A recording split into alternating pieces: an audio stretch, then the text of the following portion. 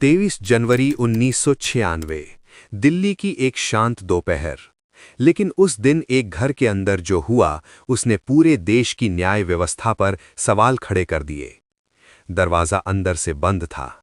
बाहर से सब कुछ सामान्य लग रहा था, लेकिन अंदर एक जिंदगी खामोशी से खत्म हो चुकी थी।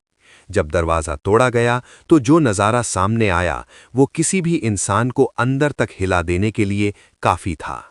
एक 25 साल की लड़की फर्श पर पड़ी थी। उसका शरीर बुरी तरह से जख्मी था और उसके चेहरे पर डर की आखिरी झलक अब भी जमी हुई थी। उसका नाम था प्रियदर्शिनी मट्टू। और ये कहानी सिर्फ एक मर्डर की नहीं है, ये कहानी है ताकत, दबाव, डर और उस सिस्टम की जो पहले फेल हुआ लेकिन आखिर में सच के सामने झुकना पड़ा। शुरुआत, एक साधारण लड़की, असाधारण डर। प्रियदर्शिनी मट्टू एक होनहार, शांत और पढ़ाई में तेज लड़की थी। वो दिल्ली यूनिवर्सिटी से लॉ की पढ़ाई कर रही थी और अपने भविष्य के सपनों में खोई रहती थी। लेकिन उसकी जिंदगी में एक ऐसा शख्स आ चुका था जो उसके लिए एक डर बन चुका था। उसका नाम था संतोष कुमार सिंह। संतोष कोई आम लड़का नहीं था, वो एक बड़े पुलिस अधिकारी का बेटा था। उसके पास ताकत थी, पहुंच थी और सबसे खतरनाक अहंकार था। पीछा करना जो जुनून बन गया। शुरुआत में सब कुछ सामान्य था। कॉलेज में संतोष ने प्रियदर्शिनी को देखा और धीरे धीरे वो उसे पसंद करने लगा। लेकिन ये पसंद जल्दी ही एक खतरनाक जुनून में बदल गई। वो हर जगह उसका पीछा करने लगा। कॉलेज में, लाइब्रेरी में, घर के बाहर, फोन कॉल्स पर। प्रियदर्शिनी बार बार मना करती रही, लेकिन संतोष के लिए ना का कोई मतलब नहीं था। वो उसे धमकाने लगा, अगर तुम मेरी नहीं हुई तो किसी की नहीं होगी। ये सिर्फ एक डायलॉग नहीं था, ये एक चेतावनी थी जो सच होने वाली थी। पुलिस शिकायत, लेकिन कोई सुनवाई नहीं। प्रियदर्शिनी और उसके परिवार ने कई बार पुलिस में शिकायत दर्ज करवाई, लेकिन हर बार मामला दबा दिया गया। क्यों? क्योंकि आरोपी एक बड़े पुलिस अधिकारी का बेटा था। सिस्टम जो आम लोगों की रक्षा के लिए बना था, उसी सिस्टम ने उसे अकेला छोड़ दिया। प्रियदर्शिनी डर में जी रही थी। हर दरवाजे की आवाज, हर फोन कॉल, हर कदम उसे डराता था। लेकिन उसे क्या पता था कि उसका सबसे बड़ा डर उसके घर के अंदर आने वाला है। 23 जनवरी 1996, वो दिन जिसने सब बदल दिया। उस दिन प्रियदर्शिनी अपने घर पर अकेली थी। दिल्ली की सर्द दोपहर थी, सब कुछ सामान्य लग रहा था। लेकिन तभी दरवाजा खटखटाया गया। उसने दरवाजा खोला और सामने वही चेहरा था जिससे वो महीनों से बच रही थी। संतोष कुमार सिंह। वो जबरदस्ती अंदर घुस आया। अंदर क्या हुआ वो आज भी रोंगटे खड़े कर देता है। संतोष ने पहले उसे मनाने की कोशिश की, लेकिन जब प्रियदर्शिनी ने फिर से मना किया तो उसका जुनून गुस्से में बदल गया।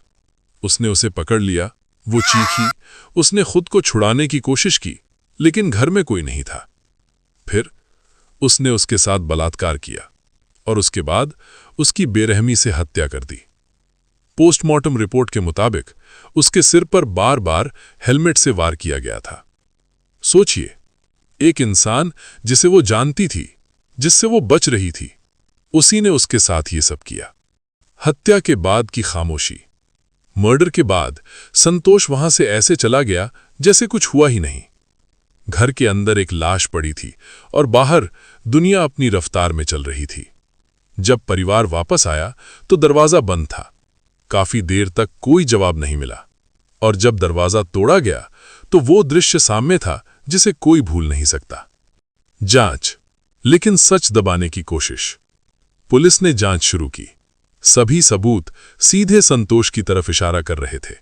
उसका पीछा करना, धमकियां, मौके पर मौजूदगी, सब कुछ साफ था। लेकिन यहां से शुरू हुआ असली खेल। 9 जब न्याय हार गया, ट्रायल शुरू हुआ, लेकिन अदालत में सब कुछ बदल गया। सबूत कमजोर कर दिए गए, गवाह मुकर गए, जांच में लापरवाही दिखाई गई। और फिर 1999 में कोर्ट ने कहा, संदेह का लाभ आरोपी को दिया जाता है। संतोष कुमार सिंह बरी हो गया। पूरा देश हिल गया। एक लड़की जो महीनों से मदद मांग रही थी, जिसकी बेरहमी से हत्या हुई, उसके हत्यारे को छोड़ दिया गया। जनता का गुस्सा और मीडिया की ताकत। लेकिन इस बार मामला यहीं खत्म नहीं हुआ। मीडिया ने इस केस को उठाया। हर न्यूज़ चैनल, हर अखबार एक ही सवाल पूछ रहा था, क्या एक आम लड़की को इंसाफ नहीं मिल सकता सिर्फ इसलिए क्योंकि आरोपी ताकतवर है? लोग सड़कों पर उतर आए, न्याय की मांग होने लगी। 2006 सच की वापसी। सालों बाद केस को फिर से खोला गया। इस बार सबूतों को दोबारा देखा गया और सच धीरे धीरे सामने आने लगा। दिल्ली हाईकोर्ट ने 2006 में फैसला सुनाया। संतोष कुमार सिंह दोषी है, उसे मौत की सजा दी गई। कोर्ट ने साफ कहा, यह एक ऐसा केस है जहां आरोपी ने अपने अधिकारों का दुरुपयोग किया। अंतिम फैसला, सजा में बदलाव। बाद में सुप्रीम कोर्ट में अपील की गई, जहां सजा को मौत से बदलकर उम्र कैद कर दिया गया। लेकिन इस बार सच हार नहीं पाया। इस केस ने क्या सिखाया? प्रियदर्शिनी मट्टू केस सिर्फ एक मर्डर केस नहीं है, ये एक आईना है जिसमें हमने देखा सिस्टम की कमजोरी, ताकत का दुरुपयोग और एक लड़की का अकेलापन।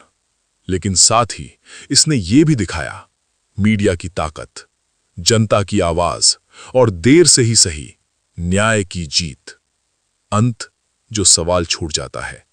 आज भी जब लोग इस केस को याद करते हैं तो एक सवाल जरूर उठता है, अगर शुरुआत में ही शिकायतों को गंभीरता से लिया जाता, अगर सिस्टम ने समय पर कदम उठाया होता, तो क्या प्रियदर्शिनी आज जिंदा होती? उसकी कहानी खत्म हो गई, लेकिन उसका सवाल आज भी जिंदा है।